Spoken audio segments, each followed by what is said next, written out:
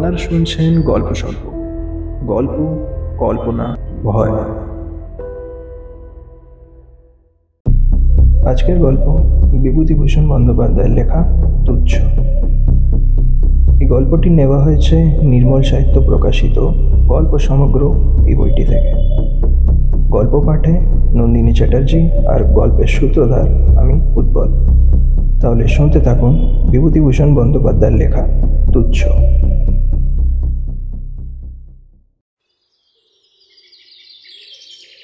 আমি সকালে উঠে বসে কাগজপত্র নিয়ে ঘাঁটছি।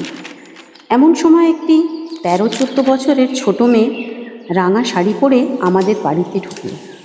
আমাদেরই গ্রামের মেয়ে নিশ্চয়ই, তবে কোথাও দেখিনি বলে তাকে চিনতে পারলাম না।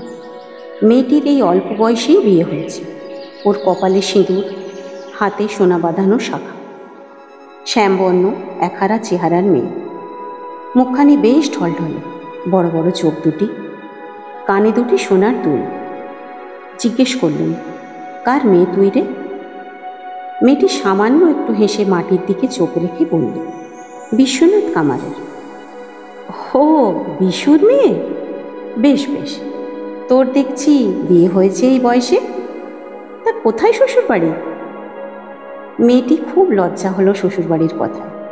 সে মুখ অন্যদিকে ফিরিয়ে বললে, নারায়ণপুর। কোন নারায়ণপুর? ঘিবে নারায়ণপুর? হ্যাঁ। কদিন বিয়ে হয়েছে রে? এই তো ফাল্গুন মাসে। শ্বশুরবাড়ি থেকে এলি কবে? পরশু এসেছি কাকাবাবু। আচ্ছা যা, বাড়ির মধ্যে যা। গ্রামের মেয়ে বাপের বাড়িতে এসেছে, এ পাড়া ও পাড়া সব বাড়ি ঘুরে ঘুরে বেড়াচ্ছে। বড় স্নেহ হলো ফকিটির উপরে। এই গ্রামেরই মেয়ে, আহা। কিন্তু খানিকক্ষণ পরে বাড়ির মধ্যে ঢুকে দেখি মেয়েটি মাঝের ঘরেতে চুপ করে বসে আঁচল নিয়ে নাড়ছে। কেউ ওর দিকে মনোযোগও দিচ্ছে না, কেউ ওর সঙ্গে কথাও বলছে না। প্রথম প্রথম হয়তো কথা বলছিল মেয়েরা, এখন আর ওর কাছাকাছি কেউ নেই। ও একাই বসে আছে। কামারদের মেয়ে, তার সাথে কি কথা বলবে বেশিক্ষণ? আমায় দেখে মেয়েটি বললে, কাকাবাবু, ও কিসের ছবি গো? ও আমার ফটো। আপনার ছবি?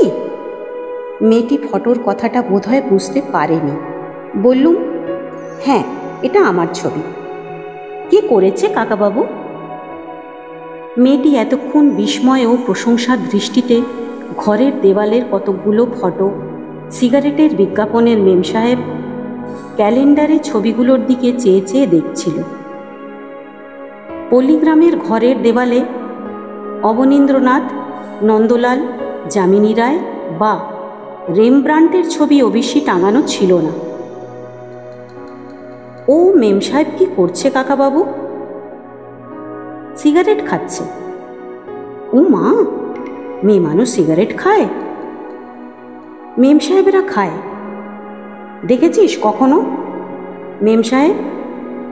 হুঁ। কোথায়?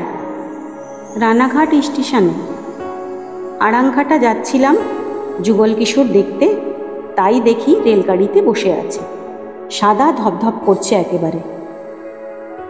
দেখলুম ও একা বসে থাকলেও দেওয়ালের ওই অকিঞ্চিতকর ছবিগুলো দেখে বেশ আমোদ পাচ্ছে। আরও প্রায় ঘণ্টাখানিক পরে আমি আবার ঢুকলাম ঘরে কি কাজে। মেয়েটি সেখানে ঠায় বসে আছে সেইভাবেই। ওকে কেউ গ্রাহ্যও করছে না বাড়ির মেয়েরা, তাতে ওর কোনো দুঃখ নেই। দিব্যি একা একা বসে আছে, চলেও যায়নি। ও যে আমাদের ঘরে ঢুকে মেঝের ওপরে বসে আছে, এই আনন্দেও ভরপুর। দিব্যি লাল রং দেওয়া মাজা ঘষা মেঝে, ঘরের বিছানা, আসবাবপত্র দামি নয়, কিন্তু পরিষ্কার পরিচ্ছন্ন। দেওয়ালে যে শ্রেণীর ছবি সে তো বলাই হলো। একখানা টেবিল, একখানা চেয়ারও আছে, টাটার টেবিল ল্যাম্প আছে একটা, কতগুলো মাটির পুতুল, যেমন গণেশ জননী, গরু, হরিণ, টিয়া পাখি, রাধাকৃষ্ণ প্রভৃতি। একটা কাঠের তাকে সাজানো আছে। গৃহসজ্জার এই সামান্য রূপই ওর চোখে আশ্চর্য ঠেকছে। খুকির চোখ দেখলে তা বোঝা যায়। আমার কষ্ট হলো। ওকে কেউ আদর করে ওর সাথে কথা বলছে না। ও সেটা আশাও করেনি।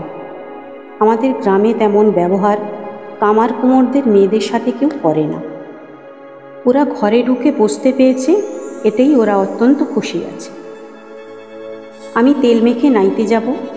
নারকোল তেল আজকাল পাওয়া যায় না। তা বলে বাড়ির মেয়েদের ফরমাস মতন গন্ধ তেলের বোতল আসে দোকান থেকে।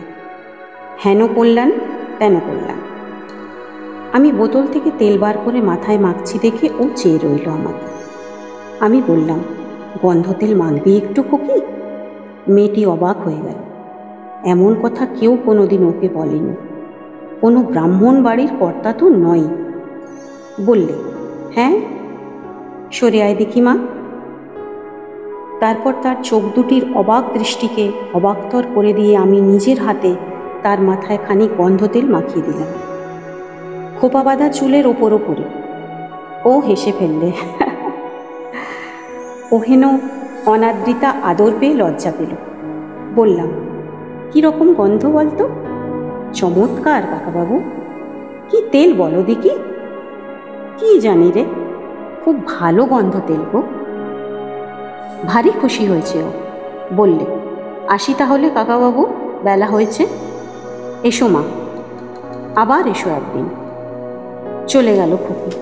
কতটুকু আর তেল দিলাম ওর মাথায়। কিন্তু কি আনন্দ আমার স্নান করতে নেমে নদী জলে। উদার নীল আকাশের কিসের যেন সুস্পষ্ট সুন্দরময় বাণী, অন্তরের ও বাইরের রেখায় রেখায় মিল। চমৎকার দিনটা, সুন্দর দিনটা।